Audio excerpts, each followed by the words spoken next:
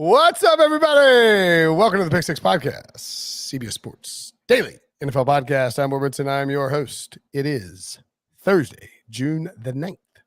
If you're listening on the audio version, which we encourage you to do because we love that.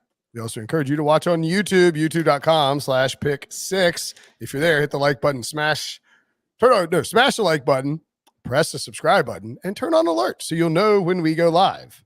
Usually sometime between 12 Eastern and 3 Central. Thereabouts. Joining me to talk some news as we do this time of year, the one, the only, Mr. Ryan Wilson. Hello. How are you? I'm all right. Man, I can't believe you're going to be 54 in just like 20 days. 20 days. 19 days. I'll be 54. How many? Wait, will you really be 54? No, I'm 8. I've always been 8 years older than you, dum-dum. So that means you're 45. Yeah, good one.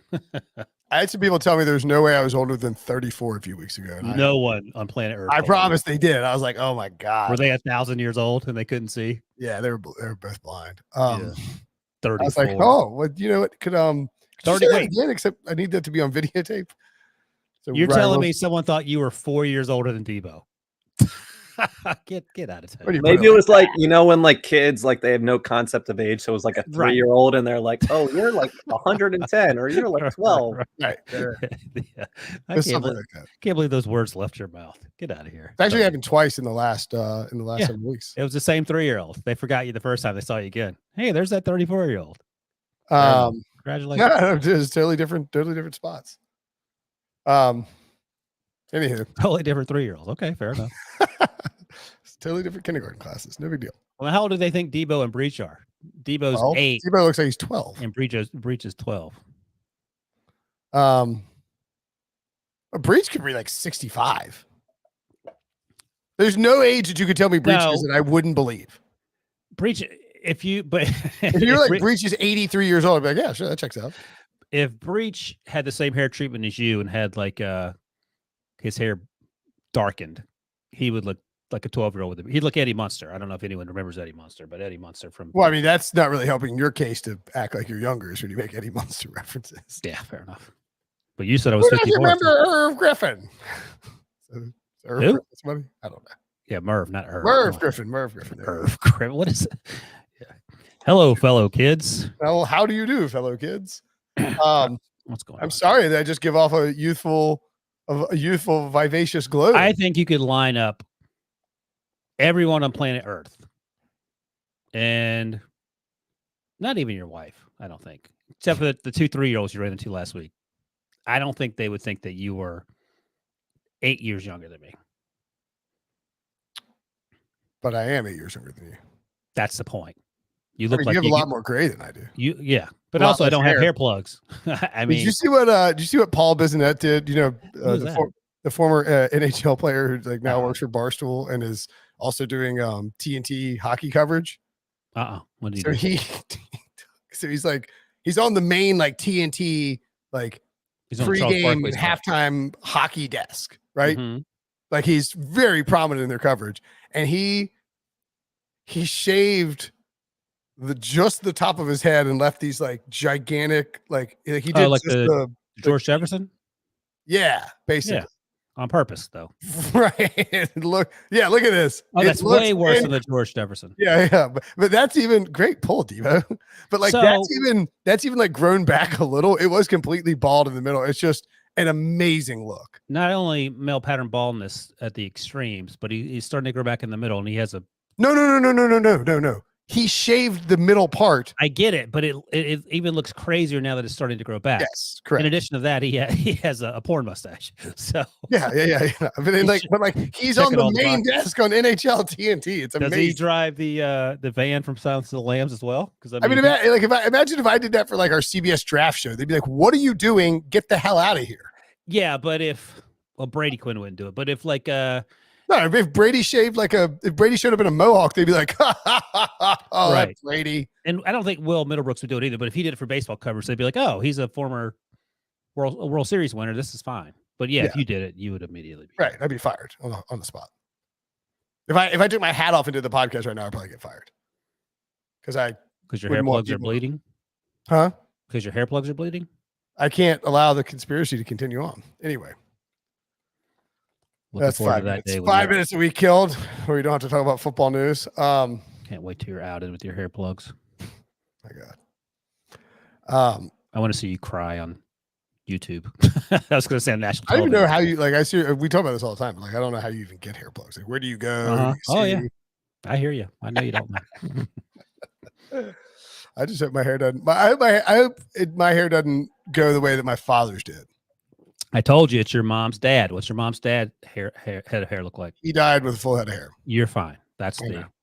Well, my dad had a full head of hair, big full head of hair. What's your grandmother's on his side? What's his mom's dad's hair look like? You I probably never met him. Yeah, I guarantee he didn't have a full head of I hair. think when he died at 57, I think he had hair. Yeah. No, my dad had a full head of hair until I went to college, and then it all turned gray. And then my brother went to college, and it all fell out. And Charlie still has all this hair, and he's younger than you, right? Yeah. Yeah. Because like worst case jet scenario, black hair too, thick jet black hair. worst case scenario is like the Long family, where Chris Long, who every time I talk about, smells great and has a full head of hair and is incredibly handsome. Lovely. And then Kyle, Friend of who's the pod. younger, both Kyle and Chris, friend of the pod. Kyle, who's younger, got screwed. He got the Ryan Wilson treatment. So I'm guessing that their mom's dad may not have had a full head of hair, and Chris just got lucky. But Debo, what's your situation? What's your mom's dad's situation with? How's your Bosley treatments going, Debo? Debo scrambling to get his wig back on. I'm on another call of another podcast. It's not even about football; it's about soccer. I don't think Steve-O's not there. Yeah. He's okay. Family tree. We should start cussing and just see if he notices. No, he's out. He's checked out. He checked out. Robbie told me he wants me to say a bad word on the podcast. I was like, no, buddy, I'll get fired if I do that. He's like, really? He's like, you should do it. I'm like, no, I don't think you get it. You understand how money works, right? No, you don't. I think I heard my name. I was on another call. Is that what you're saying? There it is. We were talking to the super dedicated host. Take off the prawn. Be a man.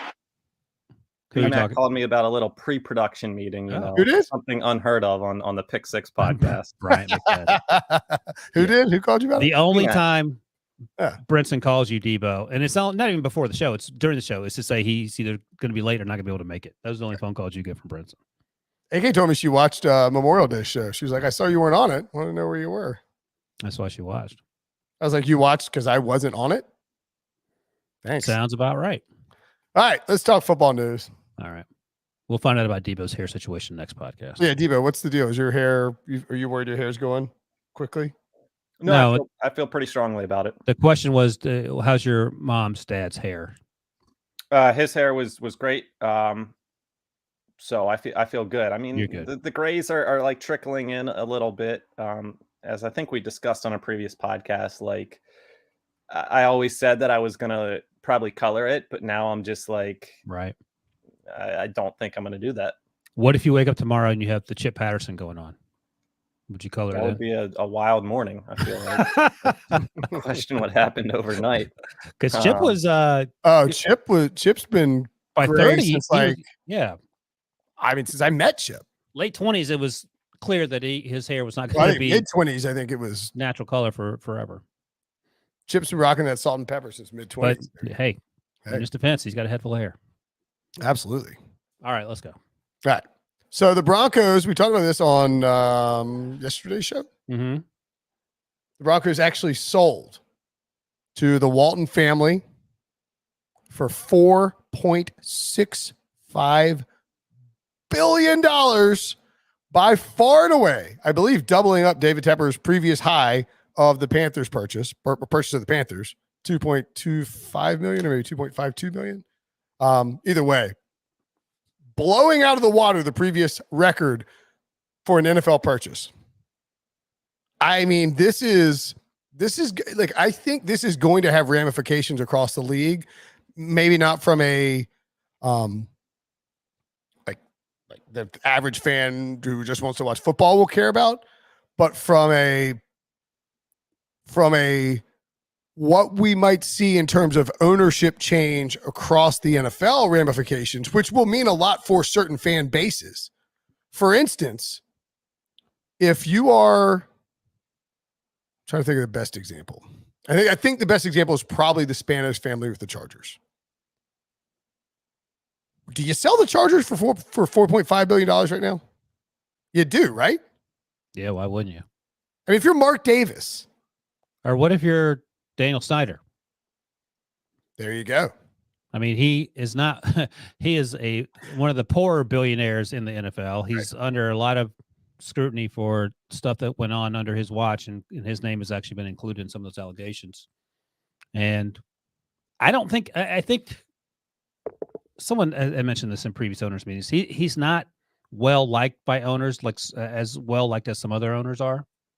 Daniel Snyder. Well, so I think they like him in the sense that he's been around for a while. He's part of the club. He is all about business. He works well with all the other owners, and his team sucks constantly. The owners love guys like that because they're not competitive on the field. They don't burn them off the field. But now this stuff is starting to hurt. Like now that he's like allegedly taking money from other owners, all of a sudden I think it's flipped completely. And so, yeah, like that's a great example. If you're Dan Snyder, you don't want to sell the Washington team, but if you're being forced, if you feel like $4.6 million, you do. Yeah, exactly.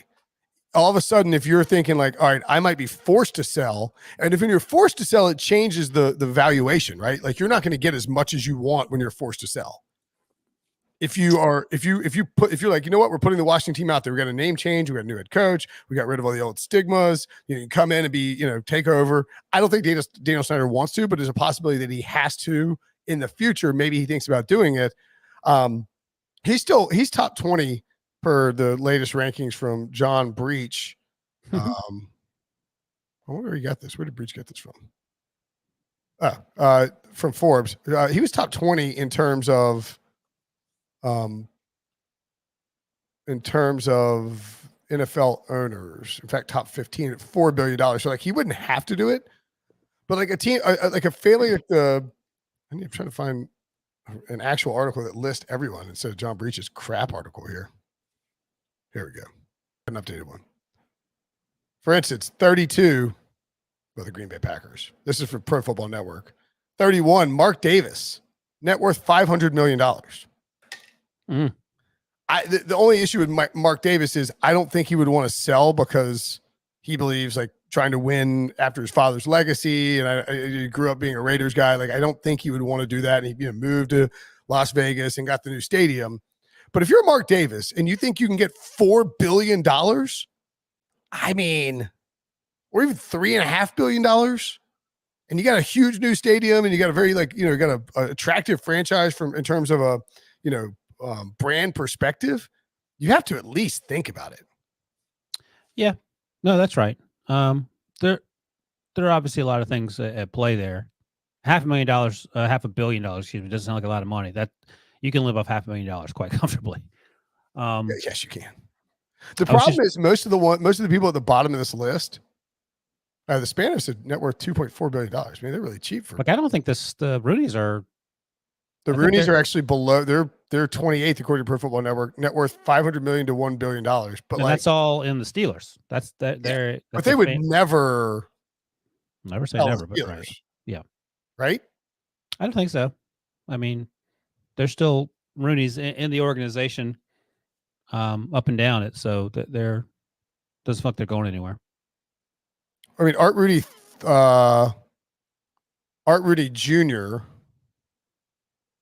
is did he pass? No, yeah. Dan Rooney. Dan Rooney, who is Art Rooney II's dad. Right. Dan Rooney passed. That's right. Yes. Okay. Just making sure I didn't. I mean, I was Art pretty Rooney sure. Art Rooney the second, by the way. That's how he goes. Art Rooney II. The second, yes. Okay, whatever. Art Rooney II. Art Rooney the second, excuse me. I mean, I don't think I think he would feel haunted if he sold the Steelers, even if he made $4 billion. And they have lots of minority owners too, so that might not work. Like, are the McCaskies going to sell the Bears? Well, Dan Rooney Jr. is also in the front office now. So, I mean, they're folks, like I said, up and down the Yeah. Well, I mean, like, but George McCaskey's the president of the Bears. I just mean it's a little hard to find teams that would actually want to sell. Like Ziggy Wilf. The Wilfs are 26 on this list, but are They're they really they're relatively new owners as well, though. Like last 20 years, right? Yeah, I think so. Right. Yeah, I feel like they bought the team not too long ago. Right. I mean, would they flip this team to make $3 billion? Maybe They might. Amy Adams Strunk. That feels like a good spot. I mean, Bud Adams would haunt you haunt your life, but I just wonder how many of these people, because of how the teams running the family would be willing to Wilf and 5 partners bought the Minnesota Vikings in 2005 from Red McCombs. How much do you think they paid for the Vikings in 2005? $750,000. $750,000? I don't know. All right, sorry, $750 million. You could have bought the Vikings. You're close. $600 million. $750,000. Jeez. $7.50. Under. Yeah, $600 million 17 years ago now. I'll tell you who should sell. Freaking Haslam's. They're burning. I mean, they have money to burn. What else are they going to do? I could see Gail Benson selling the Saints. All right. She didn't need the money, but it's like. But you have to understand, and this is sort of what happened. I think this is what happened with Denver. Like when their family members involved, it's not just easy. It's not just as simple as one person saying, "We're out. I'm out." Right. Pat Bowlen, if he hadn't gotten sick, and then obviously passed, he never would have sold the Broncos. Like if he were still just in good health and alive, he would. The Broncos wouldn't have sold for this. And I think there were conversations about family members' involvement after he died, and it's a disaster. Right. That's what I thought. I don't follow like the ownership stuff closely. No, there were like 5 or 6 members of the Bowlen Trust who were battling. Brittany Bowlen was the top one, battling to try and get the team, and like no one could meet the criteria to run the team based on what the league wanted. Plus, the league wanted a team to sell for this much. And by the way, David Tepper, like Pro Football. Oh, I forgot about the Allen Trust. Like Jody Allen could sell the Seahawks. Don't really need to because you got $20 billion. But David Tepper is the largest single individual, the wealthiest single individual owner at $16 billion or so. That's about to change. Rob Walton, $60 billion. And by the way, his mom, I believe, is married to Stan Kroenke, which everyone's conveniently. Yeah, but Breach talked about the relationship between because there are cousins in there too. By the way, Pat Bowlen bought the Broncos in 1984. What do you think he paid 1984? So 2005, the Vikings went $750,000. $3.5 million. 2005, the Vikings went for $600 million. 84, Pat Bowlen paid $70 million. $70 million. That's a lot in 84, man. By the way, Rob Walton's 77 years old. Yeah. So he's got here. I mean, I'm sure with a purchase like this of $4+ billion, you're coming in with a succession plan already. No, I get that. It's just that he's not a spring chicken. I think Jerry Jones is close in age to Rob Walton, late 70s. Yeah. And I mean, he's been the owner since 89. Yeah, absolutely. Let me ask you this. I don't think this is a crazy suggestion, but I think that Russell Wilson, the trade for Russell Wilson, I think the Broncos would have sold for, I think the trade for Russell Wilson made this happen a lot faster and a lot easier. And the fact that Peyton Manning is going to be heavily involved in this process. I think more Peyton. All, by all accounts, Peyton Manning was going to be involved in all ownership groups that were possibilities. I think Peyton's a much bigger component than Russell Wilson. I don't think Russell Wilson actually matters at all, because at the end of the day, you're buying what is essentially a money-making machine. Whether you have Russ Wilson or not, it doesn't matter. You have Russ Wilson for 5 years, you still have a money-making machine afterwards. Are there any NFL teams that don't make money? I mean, that's the first question. And if the answer is no, then you don't need Russ Wilson. But yeah, it doesn't hurt. Yeah. I don't think it hurts though to be like, all right, we just traded for a franchise quarterback. No, it doesn't hurt. You feel like you're paying $4.5 billion and you don't feel like you're coming in and having to, you don't feel like you're coming in blind with a team that's going to suck and you're going to get made fun of. Like, you got Peyton Manning coming in to help you run this team, and you've got Russell Wilson now as your franchise quarterback, and you have this expectation that you're going to win some games pretty early on. Like you feel like you bought a stable franchise. It's the opposite of buying the Browns, basically. I mean, the Browns or the Panthers could be stable, but they just choose not to be. Or they could be stable, or they could trade for Deshaun Watson and destabilize themselves. So speaking of which, this isn't on the rundown, but I mentioned it quickly. I was talking with our buddy Ken Carmen and Anthony Lima today. Yeah. Sports boy. No. Wednesday morning on Cleveland radio. And I got the sense that folks in Cleveland think like an 8 to 10 game suspension would be severe. Like that might be the high end. When you say folks in Cleveland, do you mean like the fans? I think based on the fans call, think it's gonna be like 4 games. I think it's gonna be higher than that. I do too. I think it's gonna be. I don't know if they'll do a full year. Here's the thing, and I mentioned this yesterday. I think Calvin Ridley got a year for putting his name on his FanDuel account. So you're going to give someone less than a year? Who, again, he's got the 2 grand juries that refused to convene, but you also have the 66 women that came forward in the New York Times article. So, and more importantly, Roger Goodell does not care about the legal system. Yeah, I mean, I say this all the time, and I don't want it to sound crass at all. But the NFL is just very obtuse about how they handle on-field versus off-field matters.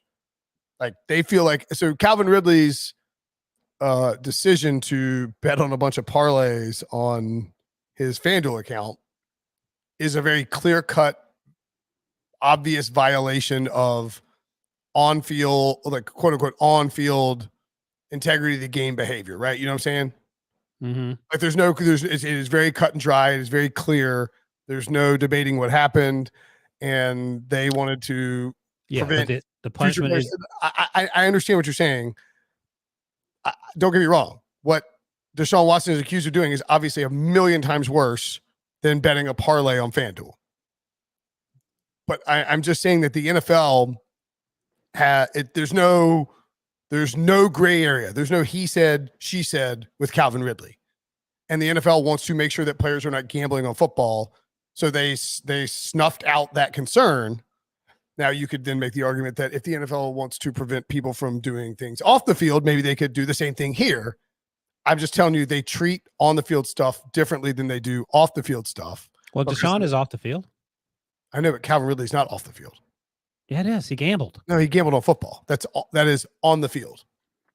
Well, look, I understand what you're saying, and you can choose to do that. I would imagine and almost guarantee that the NFL knows that if they have a suspension less than Calvin Ridley's, there's going to be a lot of pushback and not the good kind.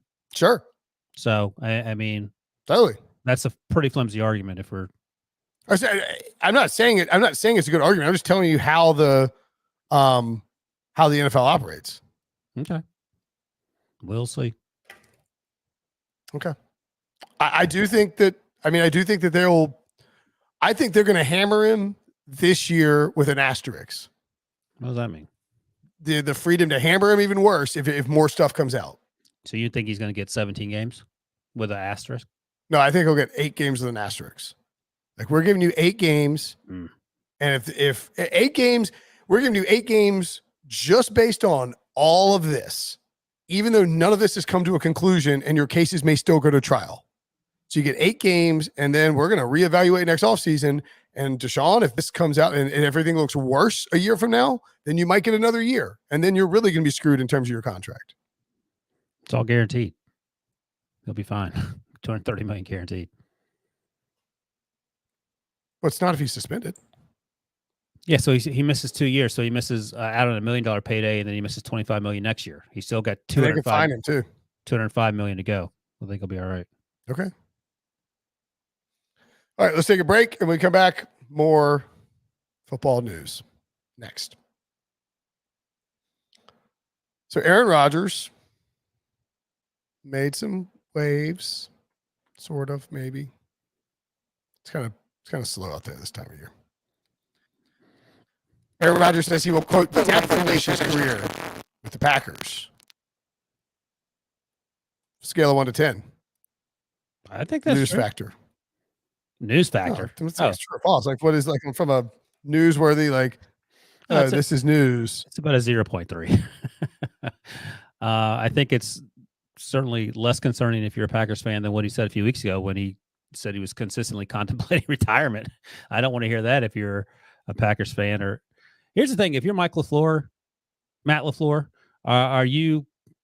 have you had enough of Aaron Rodgers nonsense? Or are you just like, well, this is part of the deal. I got to suck it up and deal with this prima donna because I know we'll win 13 games every year. I think Matt LaFleur loves Aaron Rodgers. What gives you that impression? Or it gives you the impression they don't like each other. Because Aaron Rodgers, last summer wasn't great. It wasn't LaFleur and Rodgers. It was Rodgers in the front office. But LaFleur has to figure out how to cobble together a football team if his future Hall of Famer is in Los Angeles debating on whether he's ever going to play again. Rodgers is playing. Look, man, he's just farving it up. He likes the attention. He's playing 2 or 3 more years. He also cost the team on some level Devontae Adams, didn't he? Potentially, sure. Okay. Well, it seems like Adams, once he realized he could go to Las Vegas, he was gone. On what planet would you leave Aaron Rodgers to play for Derek Carr? And I like Derek Carr, certainly much more than you do. And go to a division where it's almost impossible to win half your division games. He wanted to play with his buddy. If Sean McDermott called you up and said, hey, man, I'm doing a William and Mary podcast in Buffalo. You want to come join me? You'd be like, I don't know. I've been podcasting with Brinson for a really long time. I'd hate to go podcast about something I love with my old college pal. Hey, Sean, I'll ask you this. Does it pay more than what Brinson's currently paying me? That would be the ultimate decider. And then Sean would say, oh, my God, I'm so sorry. I dialed the wrong number in the William and Mary directory. Who is this again? Why would he be consulting the William and Mary directory to find podcast hosts? I don't think Sean McDermott's calling you for a William and Mary podcast out of Buffalo.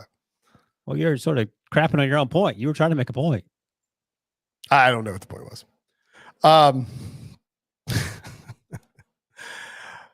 I don't think this is that newsworthy. I think Rodgers is just like he's talking at the match and he's talking this, How did that match go? I didn't watch once. I didn't even know it was televised. I didn't watch any of it either, but I did read some quotes about it. Apparently Tom Brady was like the Buccaneers kind of forced Tom Brady's hand by like not even letting him entertain playing for other teams, and Tom Brady realizing that if he didn't commit before free agency started, that they might lose a bunch of people. And because Tom Brady said he was like, it's more like, he's like, it's not, when you come back, it's not 100%.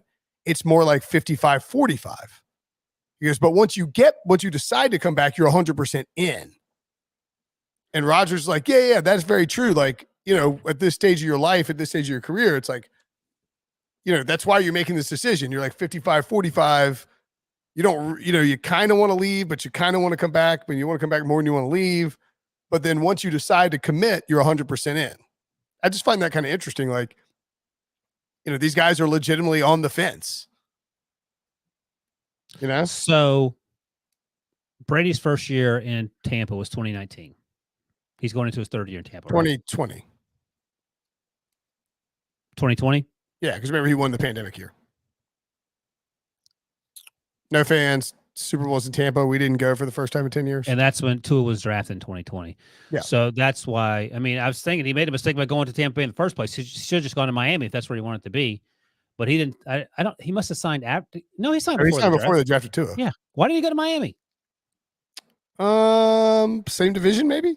I don't know. That has nothing to do. He's a free agent.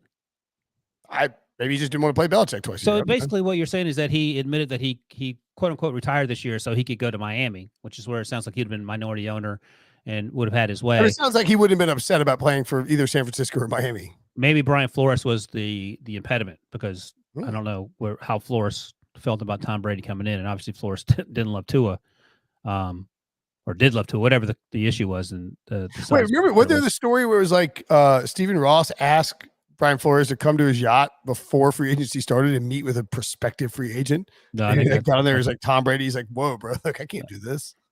Yeah, maybe that's what happened. Man, that's crazy. That's a wild scene. Stephen Ross is another one that has to answer some questions, I think, before it's all said and done.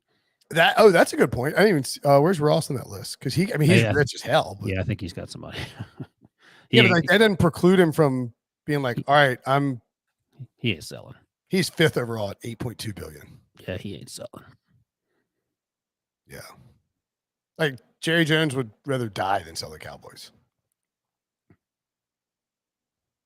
Well, I mean, and obviously he has his daughter and Charlotte and his son Steven are in the mix too. So again, there's a concession plan in place. Not concession, succession. Concession plan. Yeah. All right. Next up, did you like that long pause? Just pause long enough to make you look up? Yeah, I thought you had a stroke. Or I thought maybe Debo would put in a commercial there. No commercial per Slack. Zach in the chat says Brinson wants to host a Bloody Mary podcast. I'd be fine with it. Seems like it's a little niche even for me. You were on a bourbon podcast with my accountant, so that sounds eminently reasonable. What's that? You were on a bourbon podcast with my accountant. Yeah. But like a bourbon podcast is like wide ranging. There's tons of bourbons. Chattanooga whiskey, by the way. Check it out if you're in Chattanooga. BreakingBourbon.com as well. But the difference is, like, I mean, I feel like you kind of run out of episodes of Bloody Mary. Now, you could do like a brunch beverage podcast. All right, like a whatchamacallit? What's the champagne and orange juice thing called? The mimosa. Mimosa. I'm a huge mimosa guy. I'll tell you what's, this place called Standard in Raleigh has a frozen painkiller. Oh my God. What's in that? It's what is it? Let me see. Can't remember. I can't. Dull the pain. Killed all my pain. I'll make sure I say the wrong thing. It's I think it's like usually pineapple juice, cream of coconut, orange juice, and then rum. But it doesn't taste like fruity like that. And then nutmeg on top. Oh, it's so good. All right. I might go get one after we get done here. Why not? Why not? They also have a frozen gin and tonic that's pretty good there too. Frozen gin and tonic, like a slushy? I know. You wouldn't think so. No, it sounds interesting. It's good. So surprised. Intriguing. Exactly. So see, now we're on something. Brunch beverages podcast. BreakingBrunchBeverages.com. Doesn't God, these all season podcasts are so amazing. Yeah, they are.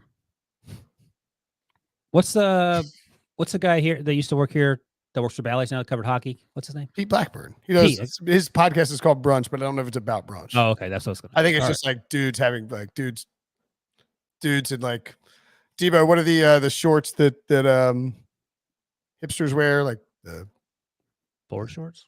Nah, it's like the Daisy Dukes. Big one, but I might be better. I don't know. You're 34. You should know this stuff. They're like bird dogs, maybe bird dogs. They're like they ride up your thighs, like your sun's out, thighs out, thighs out. All right. Short hashtag Short King Summer.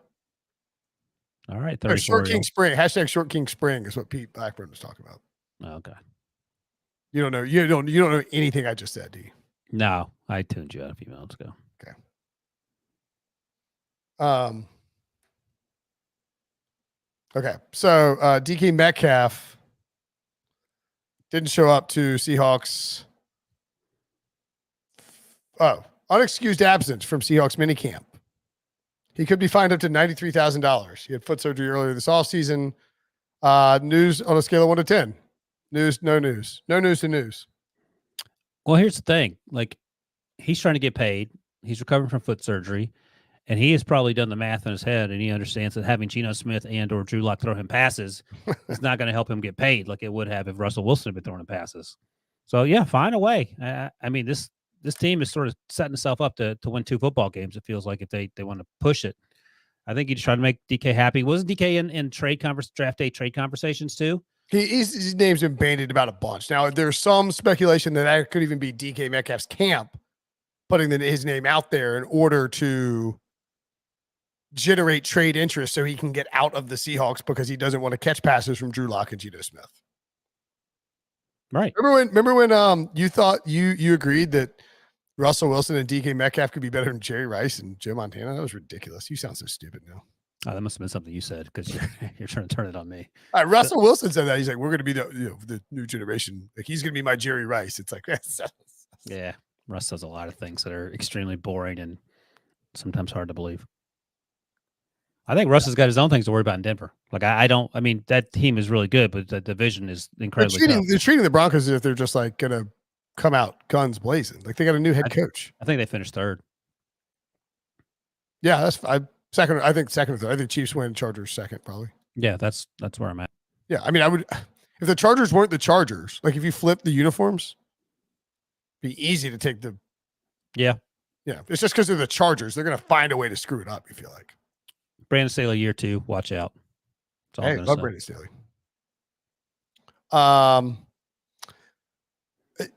The thing is with the Seahawks, it's like if you're willing to trade Russ, why aren't you willing to trade DK Metcalf?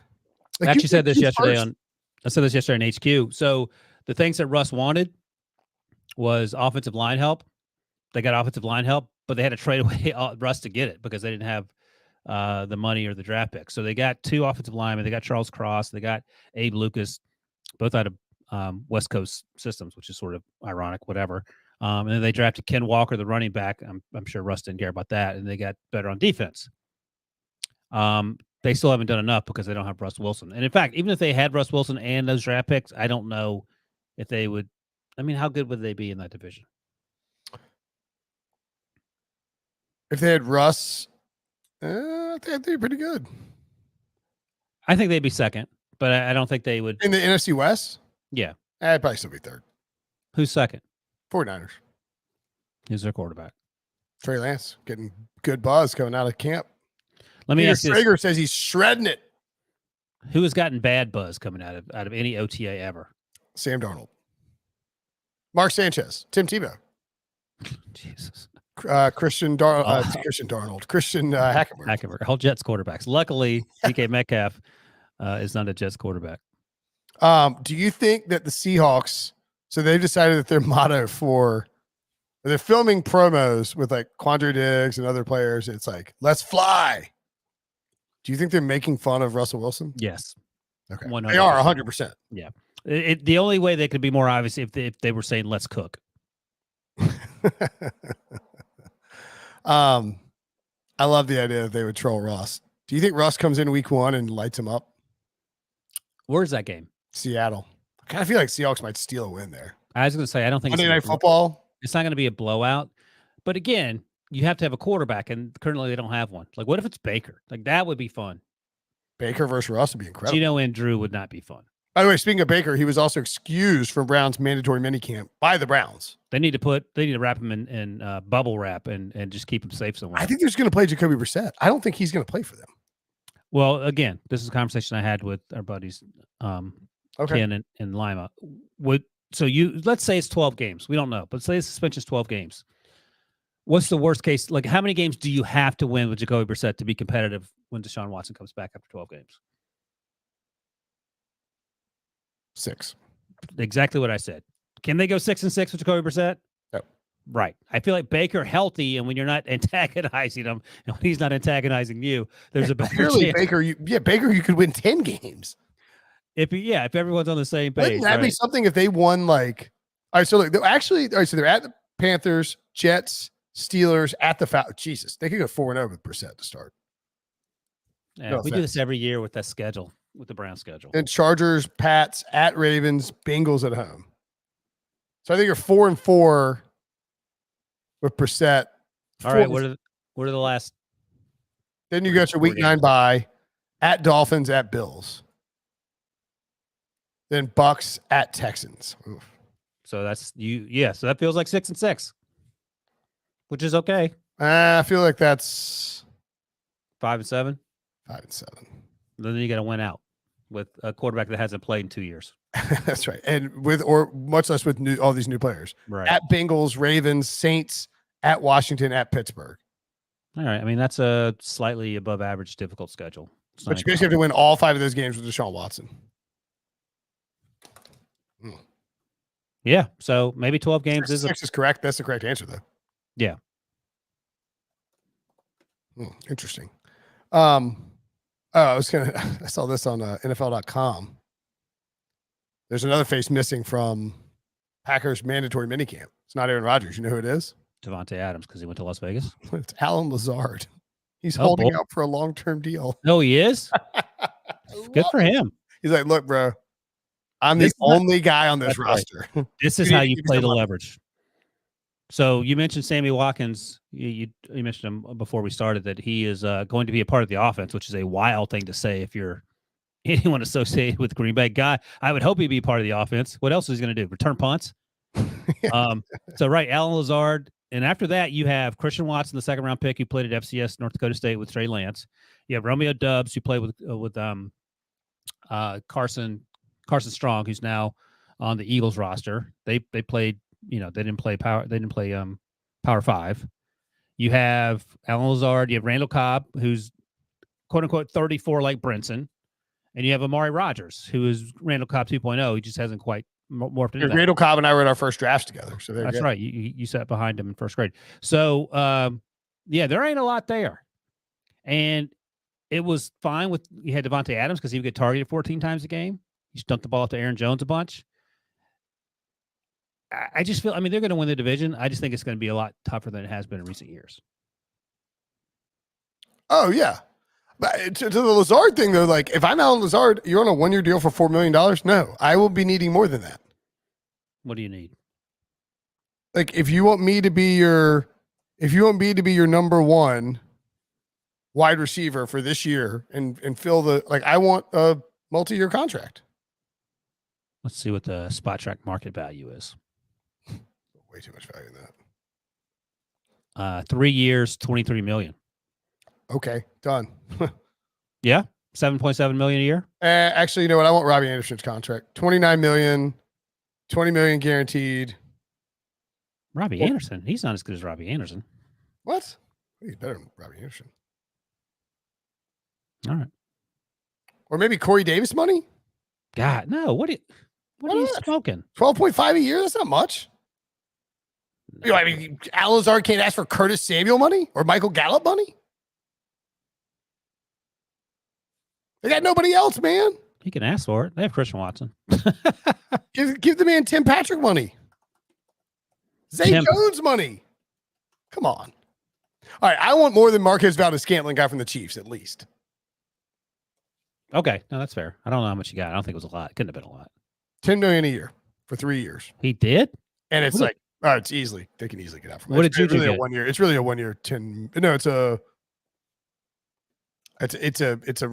actually like a sneaky short deal. Okay. And what did Juju get for KC? It has to be more than that.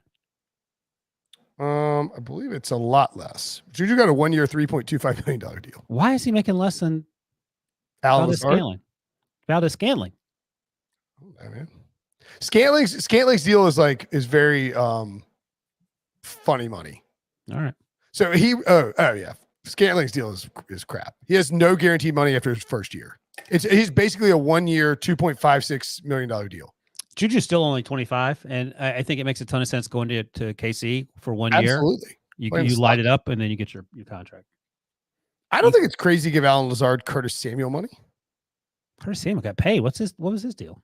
$34.5 million with 11.5 per year. Get out. You're crazy. You're the same person that thinks every edge rusher should get $30 million a year too, though. But I mean, yes. What do you want? Okay, can he get Devontae Parker money? I just offered you, what did I say? 3 years, $23 million, $7.7 million a year. Feels about right. You said he's currently making like 40. He's making the $70,000. I'd rather play 1 year, $4 million, and try and cash in. You just said yesterday that you would much prefer a long-term secure deal. That's not a long-term secure deal. Not 1 year, 3 year, 3 Is years. it fully guaranteed? Probably not. He's Alan Lazard. Okay.